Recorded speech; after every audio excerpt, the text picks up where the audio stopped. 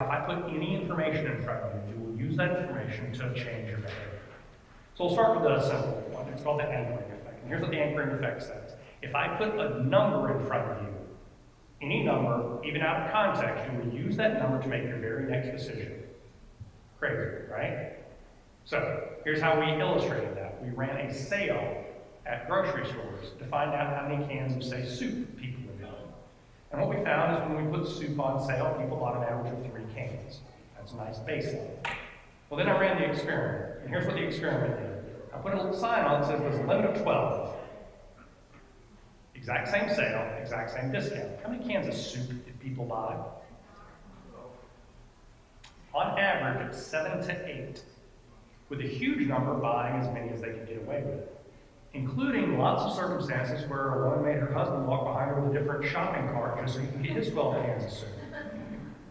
Any number that is in front of you, you will use to make your very next decision. Be wary of the information you put in front of you. I'll share with you some other examples. You guys familiar with this actor, Morgan Freeman, one of the great actors and specifically voice actors of our generation?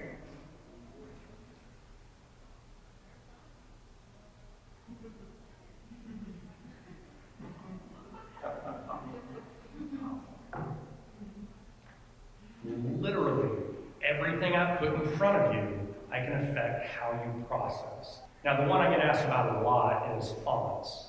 Do fonts really have any effect? You know, the art directors in the world are like, oh, yes, absolutely. And the rest of us are like, come on, man, just do something so I can get this in front of the client or move you along. But they do have an effect. Sometimes it's subtle, sometimes it's huge. As an example, it's a sweet little note. Can I change the meaning of that merely by changing the font? You betcha. In fact, we recently developed a new font called Sans Forgetica that quite literally will increase your memory for whatever it is you read. Now you'll note it's not a complete font, which means it's harder for you to read, which forces you to think a little bit more. And as we remember from that early slide, when I force you to think, what happens? You remember it more.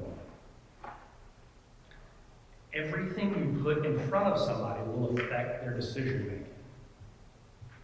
And this sometimes is news to folks that aren't in the marketing space. Now, how do you bring all this together? I'm going to give you one final concept called trigger points. And here's all trigger points mean is that we aren't susceptible to all things at all times. So right now, if I were to tell you that Jack's has 2-for-1 hamburgers going on, you know what you're going to do? Nothing. Because you just ate lunch and you're full and it's not relevant to you. So I've got to tell you something at the right time and the right context. Now, that concept makes sense. So the way this works is we lay out a purchase map, all the times we can intervene with somebody, times we can talk to them, and then we overlay that with the appropriate psychological principles so that we hit them at the right time with the right message. Now the upshot here is this: your ad will not be equally as effective in all the places that you are going to put that ad. So the stuff that you were saying on LinkedIn or Facebook or whatever it is not going to be as relevant as it is when they're seeing it on TV during a football game, because people are in a different mental state.